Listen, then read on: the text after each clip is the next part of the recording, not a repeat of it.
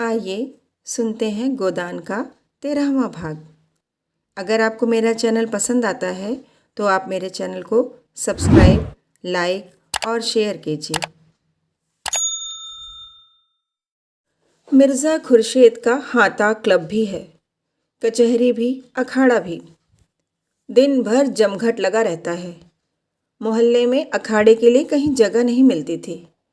मिर्ज़ा ने एक छप्पर डलवाकर अखाड़ा बनवा दिया है। वहाँ नित्य 150 लंटिये आ जुड़ते हैं। मिर्ज़ा जी भी उनके साथ जोर करते हैं। मोहल्ले की पंचायतें भी यहीं होती हैं। मियाँ बीबी और सास बहू और भाई भाई के झगड़े टंटे यहीं चुकाए जाते हैं। मोहल्ले के सामाजिक जीवन का यही केंद्र है और राजनीतिक आंदोलन का भी। आए दिन सभाएं होती रहती हैं। यहीं स्वयं सेवक टिकते हैं। यहीं उनके प्रोग्राम बनते हैं। यहीं से नगर का राजनीतिक संचालन होता है। पिछले जलसे में मालती नगर कांग्रेस कमेटी की सभा नेत्री चुन ली गई थी। तब से इस स्थान की रौनक और भी बढ़ गई है। गोबर को यहाँ रहते साल भर हो गया। अब वह सीधा साधा ग्रामीण युवक नहीं है। उसने बहुत कुछ दुनिया देख ली और संसार का रंग ढंग भी कुछ कुछ समझने लगा है। मूल में वह अब भी देहाती है। पैसे को दांत से पकड़ता है, स्वार्थ को कभी नहीं छोड़ता और परिश्रम से जी नहीं चुराता। न कभी हिम्मत हारता है। लेकिन शहर की हवा उसे भी लग गई है। उसने पहले महीने तो केवल मजूरी की और आधा पेट खाकर थोड़े से रुपए बचा लिए। फिर वह कचालू और मटर और दही बड़े के खोंचे लगाने लगा। इधर ज़्यादा लाभ देखा तो नौकरी छोड़ दी। गर्मियों में शरबत और बर्फ़ की दुकान भी खोल दी। लेन देन में खरा था, इसलिए उसकी साख जम गई। जाड़े आए तो उसने शरबत की दुकान उठा दी और गर्म चाय पिलाने लगा। अब उसकी रोज़ाना आमदनी 2.5-3 रुपए से कम नहीं। उसने अंग्रेज़ी फैशन के बाल कटवा लिए हैं। महीन धोती और पंप शू पहनता है। एक लाल ऊनी चादर खरीद ली और पान सिगरेट का शौकीन हो गया है। सभाओं में आने जाने से उसे कुछ कुछ राजनीतिक ज्ञान भी हो चला है। राष्ट्र और वर्ग का अर्थ समझने लगा है। सामाजिक रूढ़ियों की प्रतिष्ठा और लोक निंदा का भय अब उसमें बहुत कम रह गया है। आए दिन पंचायतों ने उसे निसंकोच बना दिया है। जिस बात के पीछे वह यहाँ घर से दूर मुंह छिपाए पड़ा हुआ है, उसी तरह की बल्कि उससे भी कहीं निंदास्पद बातें यहाँ नित्य हुआ करती हैं और कोई भागता नहीं। फिर वही क्यों इतना डरे और मुंह चुराए। इतने दिनों में उसने एक पैसा भी घर नहीं भेजा। वह माता पिता को रुपए पैसे के मामले में इतना चतुर नहीं समझता। वे लोग तो रुपए पाते ही आकाश में उड़ने लगेंगे। दादा को तुरंत गया करने की और अम्मा को गहने बनवाने की धुन सवार हो जाएगी। ऐसे व्यर्थ के कामों के लिए उसके पास रुपए नहीं है। अब वह छोटा मोटा महाजन है। पड़ोस के इक्के वालों, गाड़ी वालों और धोबियों को सूद पर रुपए उधार देता है। इस 10-11 महीने में ही उसने अपनी मेहनत और किफ़ायत और पुरुषार्थ से अपना स्थान बना लिया है और अब झुनिया को यहीं लाकर रखने की बात सोच रहा है। तीसरे पहर का समय है। वह सड़क के नल पर नहाकर आया है और शाम के लिए आलू उबाल रहा कि मिर्ज़ा खुर्शीद आकर द्वार पर खड़े हो गए। गोबर अब उनका नौकर नहीं है, पर अदब उसी तरह करता है और उनके लिए जान देने को तैयार रहता है। द्वार पर जाकर पूछा, क्या हुक्म है सरकार? मिर्ज़ा ने खड़े खड़े कहा, तुम्हारे पास कुछ रुपए हों तो दे दो। आज 3 दिन से बोतल खाली पड़ी हुई है। जी बहुत बेचैन हो रहा है। गोबर ने इसके पहले भी 2-3 बार मिर्ज़ा जी को रुपए दिए थे, पर अब तक वसूल न कर सका था। तकाजा करते डरता था और मिर्ज़ा जी रुपए लेकर देना न जानते थे। उनके हाथ में रुपए टिकते ही न थे। इधर आए उधर गायब। यह तो न कह सका मैं रुपए न दूंगा या मेरे पास रुपए नहीं हैं। शराब की निंदा करने लगा। आप इसे छोड़ क्यों नहीं देते सरकार? इसके पीने से कुछ फ़ायदा होता है? मिर्ज़ा जी ने कोठरी के अंदर खाट पर बैठते हुए कहा। तुम समझते हो मैं छोड़ना नहीं चाहता और शौक से पीता हूँ। मैं इसके बगैर जिंदा नहीं रह सकता। तुम अपने रुपए के लिए न डरो, मैं एक एक कौड़ी अदा कर दूंगा। गोबर अविचलित रहा। मैं सच कहता हूँ मालिक, मेरे पास इस समय रुपए होते तो आपसे इनकार करता। 2 रुपए भी नहीं दे सकते? इस समय तो नहीं है। मेरी अंगूठी गिरो रख लो। गोबर का मन ललचा उठा, मगर बात कैसे बदले। बोला, यह आप क्या कहते हैं मालिक, रुपए होते तो आपको दे देता। अंगूठी की कौन बात थी? मिर्जा ने अपने स्वर में बड़ा दीन आग्रह भरकर कहा, मैं फिर तुमसे कभी ना मांगूंगा गोबर। मुझसे खड़ा नहीं हुआ जा रहा है। इस शराब की बदौलत मैंने लाखों की हैसियत बिगाड़ दी और भिखारी हो गया। अब मुझे भी जिद पड़ गई है कि चाहे भीख ही मांगनी पड़े, इसे छोड़ूंगा नहीं। जब गोबर ने अब की बार इनकार किया तो मिर्ज़ा साहब निराश होकर चले गए। शहर में उनके हजारों मिलने वाले थे। कितने ही उनकी बदौलत बन गए थे। कितनों ही के गाढ़े समय पर मदद की थी। उन्हें ऐसे हजारों लटके मालूम थे जिससे वह समय समय पर रुपयों का ढेर लगा देते थे, पर पैसे की उनकी निगाह में कोई कद्र न थी। उनके हाथ में रुपए जैसे काटते थे। किसी न किसी बहाने उड़ाकर भी उनका चित्त शांत होता था। गोबर आलू छीलने लगा। साल भर के अंदर ही वह इतना काइयाँ हो गया था और पैसा जोड़ने में इतना कुशल कि अचरज होता था। जिस कोठरी में वह रहता है वह मिर्ज़ा साहब ने दी है। इस कोठरी और बरामदे का किराया बड़ी आसानी से 5 रुपया मिल सकता है। गोबर लगभग साल भर से उसमें रहता है, लेकिन मिर्ज़ा ने भी कभी किराया मांगा नहीं, न उसने दिया। उन्हें शायद ख्याल भी न था कि इस कोठरी का कुछ किराया भी मिल सकता है। थोड़ी देर में एक इक्के वाला रुपए मांगने आया। अलादीन नाम था, सिर घुटा हुआ, खिचड़ी धाड़ी और काना। उसकी लड़की विदा हो रही थी। 5 रुपए की उसे बड़ी ज़रूरत थी। एक आना रुपया सूद पर दे दिए। अलादीन ने धन्यवाद देते हुए कहा, भैया अब बाल बच्चों को बुला लो, कब तक हाथ से ठोकते रहोगे। गोबर ने शहर के खर्च का रोना रोया। थोड़ी आमदनी में गृहस्थी कैसे चलेगी। अलादीन बीड़ी जलाता हुआ बोला, खर्च अल्लाह देगा भैया, सोचो कितना आराम मिलेगा। मैं तो कहता हूँ जितना तुम अकेले खर्च करते हो उसी में गृहस्थी चल जाएगी। औरत के हाथ में बड़ी बरकत होती है। खुदा कसम, जब मैं अकेला यहाँ रहता था तो चाहे कितना ही कमाऊँ, खा पी सब बराबर। बीड़ी तमाकू को भी पैसा न रहता। उस पर हैरानी, थके मांदे आओ तो घोड़े को खिलाओ और टहलाओ, फिर नानबाई की दुकान पर दौड़ो। नाक में दम आ गया। जब से घरवाली आ गई है उसी कमाई में उसकी रोटियां भी निकल आती हैं और आराम भी मिलता है। आखिर आदमी आराम के लिए ही तो कमाता है।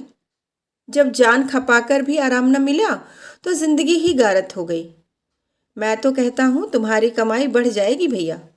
जितनी देर में आलू और मटर उबालते हो उतनी देर में 2-4 प्याले चाय बेच लोगे। अब चाय 12 मास चलती है। रात को लौटोगे तो घरवाली पाँव दबाएगी, सारी थकान मिट जाए। यह बात गोबर के मन में बैठ गई। जी उचाट हो गया। अब तो वह झुनिया को लाकर ही रहेगा। आलू चूल्हे पर चढ़े रह गए और उसने घर चलने की तैयारी कर दी। मगर याद आया कि होली आ रही है, इसलिए होली का सामान भी लेता चले। कृपण लोगों में उत्सवों पर दिल खोलकर खर्च करने की जो एक प्रवृत्ति होती है, वह उसमें भी सजग हो गई। आखिर इसी दिन के लिए तो कौड़ी कौड़ी जोड़ रहा था।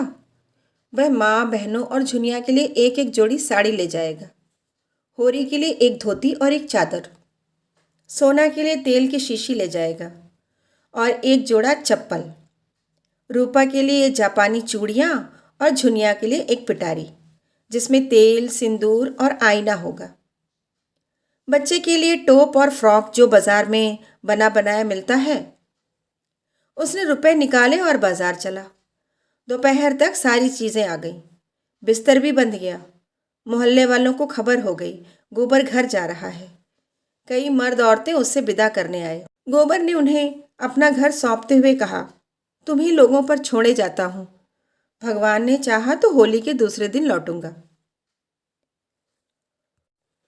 एक युवती ने मुस्कुराकर कहा, मेहरिया को बिना लिए ना आना, नहीं घर में न घुसने पाओगे।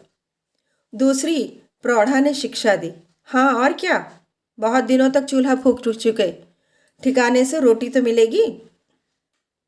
गोबर ने सबको राम राम किया।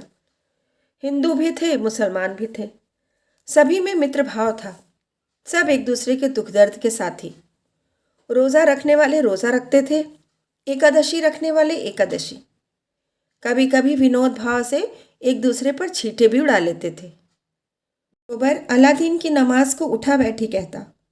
अलादीन पीपल के नीचे स्थापित सैकड़ों छोटे बड़े शिवलिंग को बटखरे बनाता, लेकिन सांप्रदायिक द्वेष का नाम भी न था। गोबर घर जा रहा था, सब उसे हंसी खुशी विदा करना चाहते थे। इतने में भूरे एक्का लेकर आ गया। अभी दिन भर का धावा मारकर आया था। खबर मिली गोबर घर जा रहा है। वैसे ही एक्का इधर फेर दिया। घोड़े ने आपत्ति की,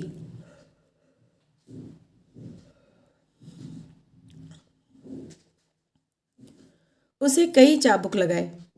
गोबर ने एक्के पर सामान रखा, एक्का बढ़ा। पहुंचाने वाले गली के मोड़ तक पहुंचाने आए। तब गोबर ने सबको राम राम किया और एक्के पर बैठ गया। सड़क पर एक्का सरपट दौड़ा जा रहा था। गोबर घर जाने की खुशी में मस्त था। भूरे उसे घर पहुंचाने की खुशी में मस्त था। और घोड़ा था पानीदार। घोड़ा चला जा रहा था। बात की बात भी में स्टेशन आ गया।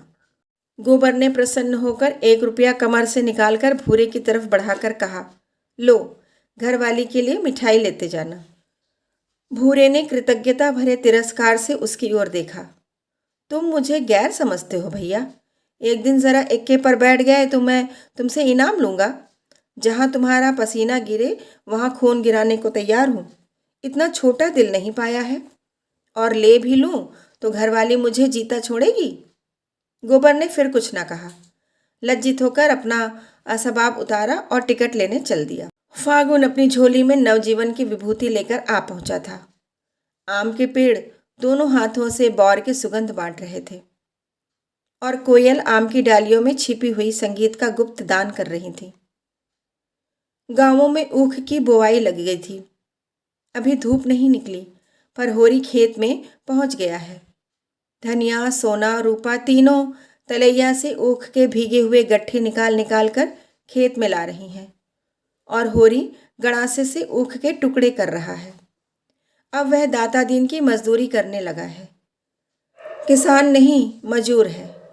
दाता दीन से अब उसका पुरोहित जजमान का नाता नहीं, मालिक मजदूर का नाता है।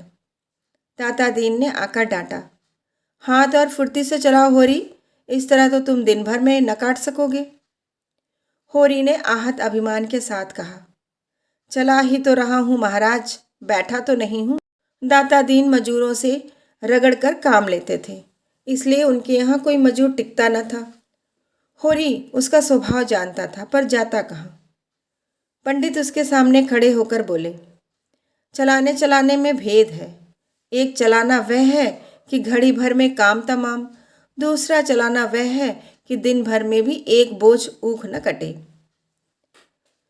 होरी ने विष का घूंट पीकर और जोर से हाथ चलाना शुरू किया। महीनों से उसे पेट भर भोजन न मिलता था। प्रायः 1 जून तो चबैने पर ही काटता था। दूसरे जून भी कभी आधा पेट भोजन मिला, कभी कड़ाका हो गया। कितना चाहता था कि हाथ और जल्दी उठे, मगर हाथ जवाब दे रहा था। उस पर दाता दीन सिर पर सवार थे। क्षण भर दम न लेने पाता तो ताज़ा हो जाता, लेकिन दम कैसे ले? घुड़कियाँ पड़ने का भय था।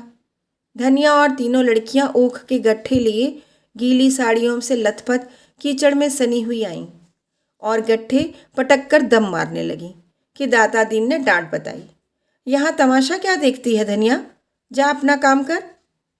पैसे सेंत में नहीं आते। पहर भर में तो तू एक खेप लाई है, इस हिसाब से तो दिन भर में भी ऊख न ढुल पाएगी। धनिया ने त्योरी बदल कर कहा, क्या जरा दम भी ना लेने दोगे महाराज? हम भी तो आदमी हैं, तुम्हारी मजूरी करने से बैल नहीं हो गए। जरा मूड पर एक गट्ठा लाद कर लाओ तो हाल मालूम हो। दाता दिन बिगड़ उठे। पैसे देने हैं काम करने के लिए, दम मारने के लिए नहीं। दम मार लेना है तो घर जाकर दम लो। धनिया कुछ कहने ही जा रही थी कि होरी ने फटकार बताई, तू जाती क्यों नहीं धनिया? क्यों हुज्जत कर रही है? धनिया ने बीड़ा उठाते हुए कहा, जा तो रही हूं, लेकिन चलते हुए बैल को औंगी न देना चाहिए। दाता दीन ने लाल आंखें निकाल ली।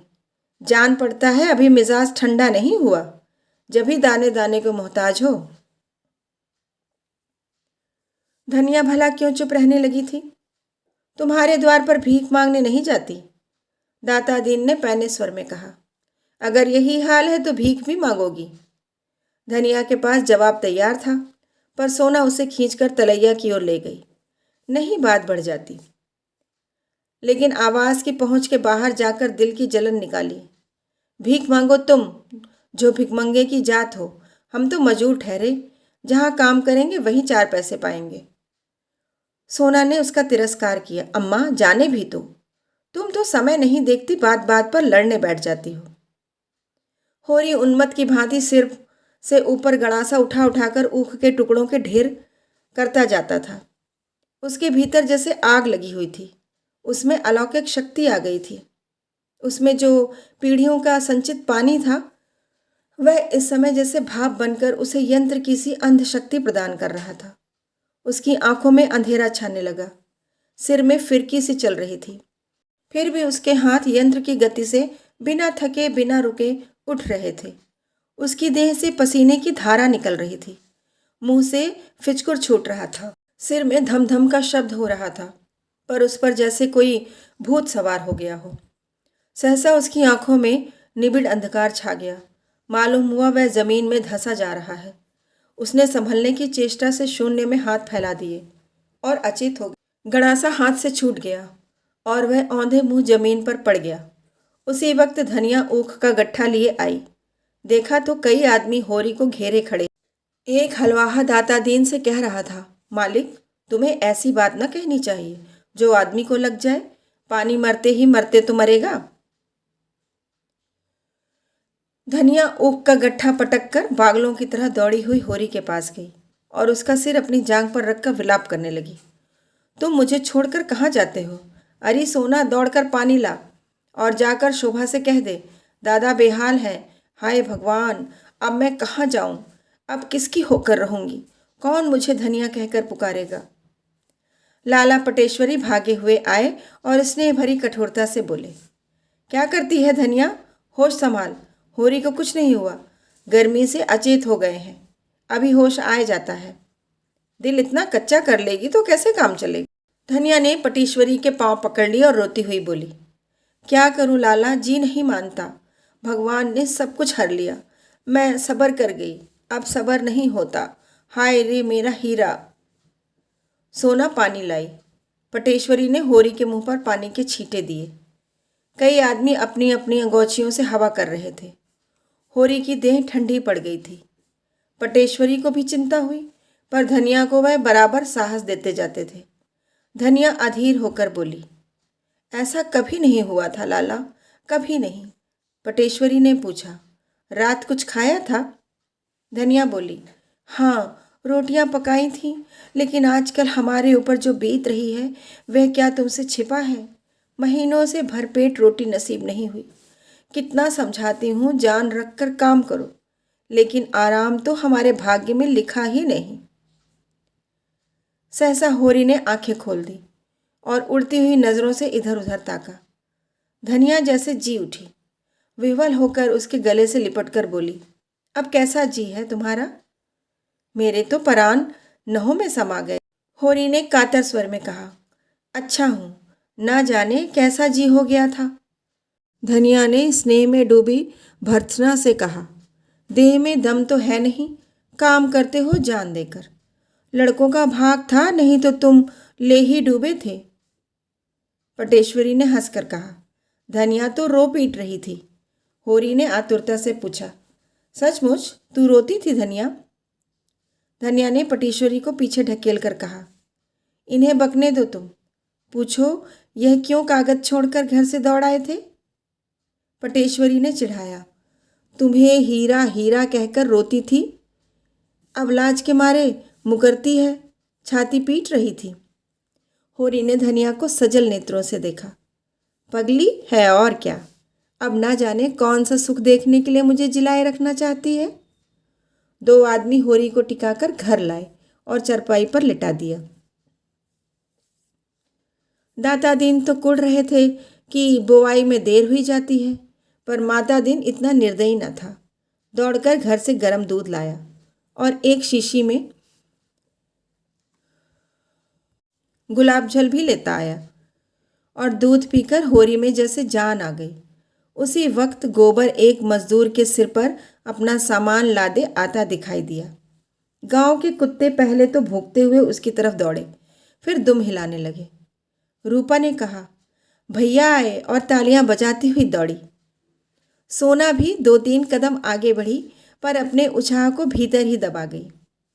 1 साल में उसका यौवन कुछ और संकोचशील हो गया था।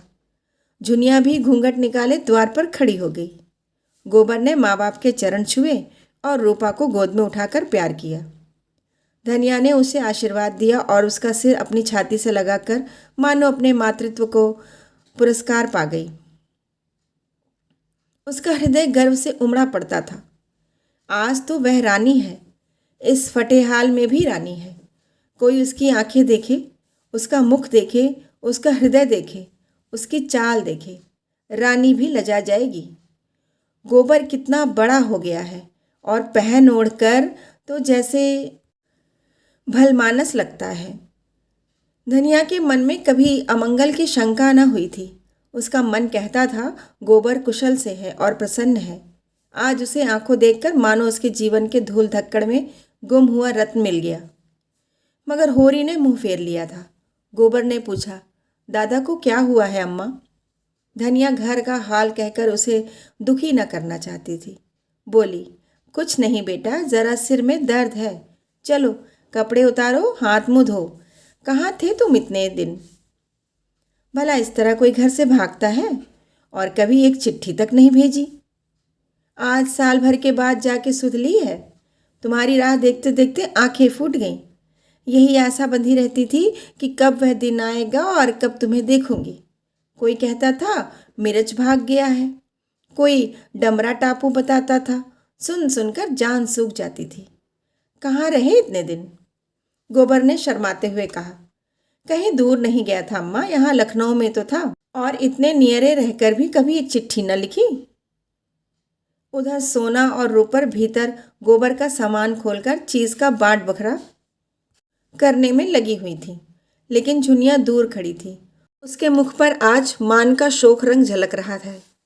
गोबर ने उसके साथ जो व्यवहार किया है, आज वह उसका बदला लेगी। आसामी को देखकर महाजन उससे वह रुपए वसूल करने को भी व्याकुल हो रहा है जो उसने बट्टे खाते में डाल दिए थे। बच्चा उन चीज़ों की ओर लपक रहा था और चाहता था सब का सब एक साथ मुंह में डाल ले, पर झुनिया उसे गोद से उतरने ना देती थी। सोना बोली, भैया तुम्हारे लिए आईना कंघी लाए हैं भाभी। झुनिया ने उपेक्षा भाव से कहा, मुझे आईना कंघी ना चाहिए, अपने पास रखे रहें। रूपा ने बच्चे की चमकीली टोपी निकाली। ओहो, यह तो चुन्नू की टोपी है। और उसे बच्चे के सिर पर रख दिया। झुनिया ने टोपी उतारकर फेंक दी और सहसा गोबर को अंदर आते देखकर वह बालक को लिए अपनी कोठरी में चली गई। गोबर ने देखा सारा सामान खुला पड़ा है।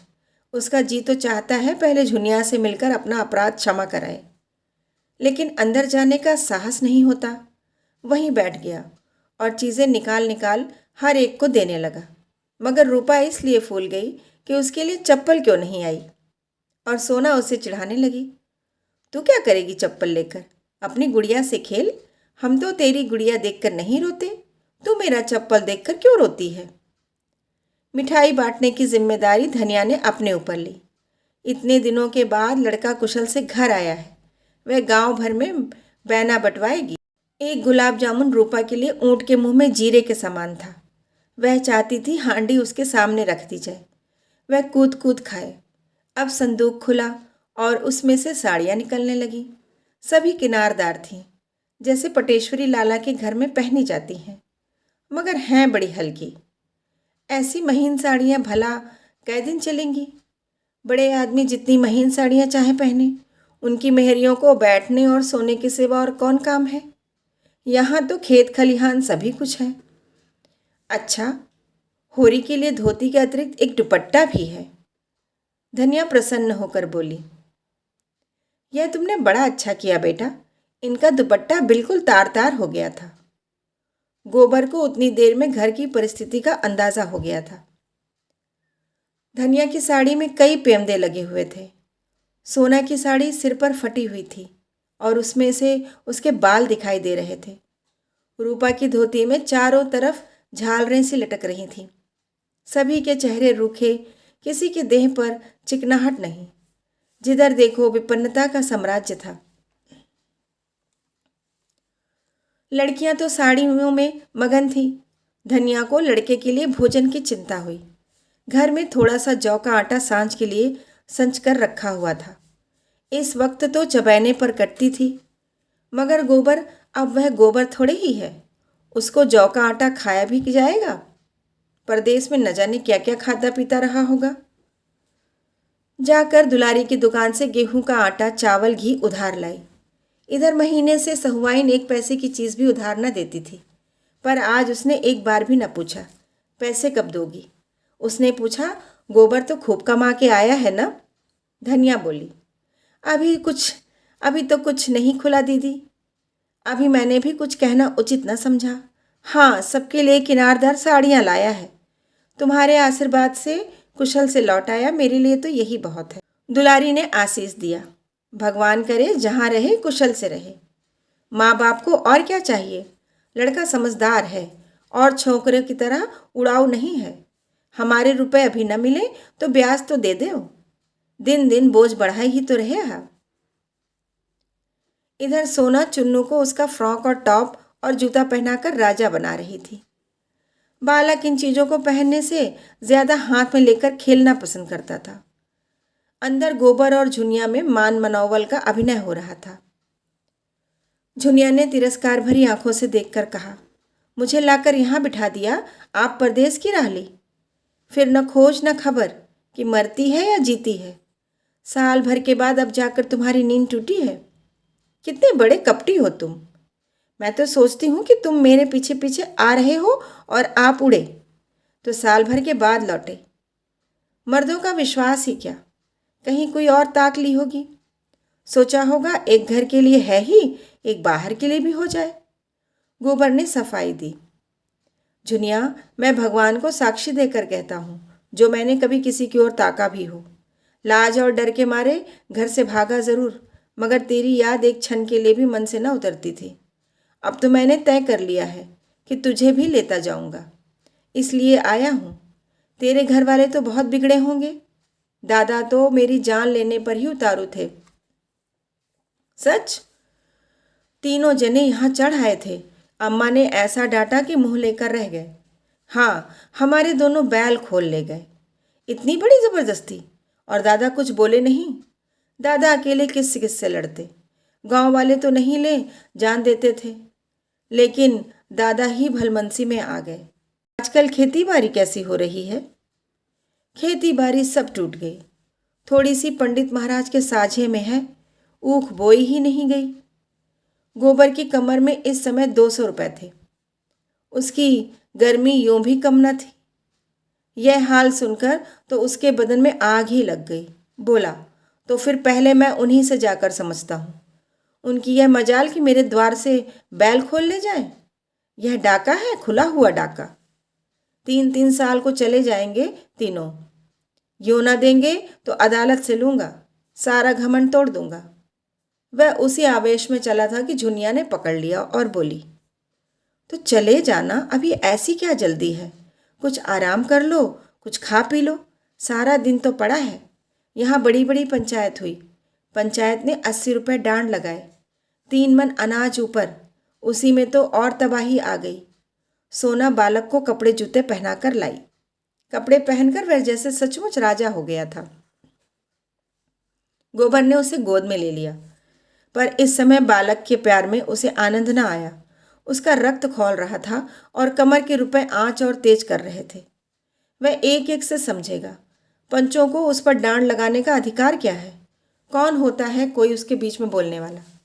उसने एक औरत रख ली तो पंचों के बाप का क्या बिगाड़ा? अगर इसी बात पर वह जारी में दावा कर दे तो लोगों के हाथों में हथकड़ियां पड़ जाएं। सारी गृहस्थी तहस नहस हो गई। क्या समझ लिया है उसे इन लोगों ने? बच्चा उसकी गोद में जरा सा मुस्कुराया, फिर जोर से चीख उठा जैसे कोई डरावनी चीज देख ली हो। दुनिया ने बच्चे को उसकी गोद से ले लिया और बोली, अब जाकर नहा धो लो। किस सोच में पड़ गए? यहाँ सबसे लड़ने लगे तो एक दिन निबाह ना हो। जिसके पास पैसे हैं वही बड़ा आदमी है, वही भला आदमी है।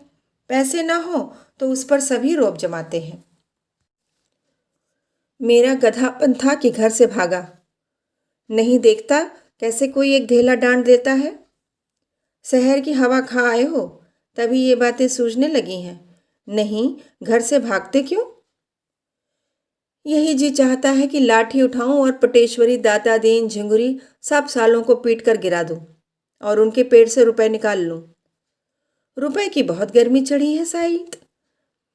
लाओ निकालो, देखूं इतने दिन में क्या कमा लाए हो। उसने गोबर की कमर में हाथ लगाया। गोबर खड़ा होकर बोला, अभी क्या कमाया? हाँ, अब तुम चलोगी तो कमाऊंगा। साल भर तो शहर का रंग ढंग पहचानने ही में लग गया। अम्मा जाने देंगी तब तो? अम्मा क्यों ना जाने देंगी? उनसे मतलब? वाह, मैं उनकी राजी बिना न जाऊंगी। तुम तो छोड़कर चलते बने और मेरा कौन था यहाँ? वह अगर घर में न घुसने देती तो मैं कहाँ जाती? जब तक जीऊंगी उनका जस गाऊंगी। और तुम भी क्या परदेसी ही करते रहोगे? यहाँ बैठकर क्या करूँगा? कमाओ और मरो, इसके सिवा यहाँ और क्या रखा है? थोड़ी सी अकल हो और आदमी काम करने से न डरे तो वहाँ भूखों नहीं मर सकता। यहाँ तो अकल कुछ काम ही नहीं करती। दादा क्यों मुझसे मुंह फुलाए हुए हैं? अपने भाग अपने भाग पखानो कि मुंह फुलाकर छोड़े देते हैं। तुमने उपद्रव तो इतना बड़ा किया था कि उस क्रोध में पा जाते तो मुंह लाल कर देते। तो तुम्हें भी खूब गालियां देते होंगे। कभी नहीं, भूल कर भी नहीं। अम्मा तो पहले बिगड़ी थी, लेकिन दादा ने तो कभी कुछ कहा ही नहीं। जब बुलाते हैं बड़े प्यार से। मेरा सिर भी दुखता है तो बेचैन हो जाते हैं। अपने बाप को देखते तो मैं इन्हें देवता समझती हूँ। अम्मा को समझाया करते हैं, बहू को कुछ ना कहना। तुम्हारे ऊपर सैकड़ों बार बिगड़ चुके हैं कि इसे घर में बैठाकर आप न जाने कहाँ निकल गया।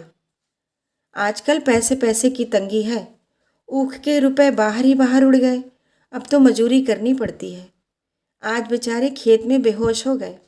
रोना पीटना मच गया। तब से पड़े हैं। मुंह हाथ धोकर और खूब बाल बनाकर गोबर गांव का दिग्विजय करने निकला। दोनों चाचाओं के घर जाकर राम राम कराया। फिर और मित्रों से मिला। गांव में कोई विशेष परिवर्तन न था। हाँ, पटेश्वरी की नई बैठक बन गई थी और झिंगुरी सिंह ने दरवाजे पर नया कुआं खुदवा लिया था। गोबर के मन में विद्रोह और भी ताल ठोकने लगा। जिससे मिला उसने उसका आदर किया और युवकों ने तो उसे अपना हीरो बना लिया और उसके साथ लखनऊ जाने को तैयार। साल ही भर में वह क्या से क्या हो गया था। सहसा झिंगुरी सिंह अपने कुएं पर नहाते हुए मिल गए। गोबर निकला, मगर न सलाम किया न बोला।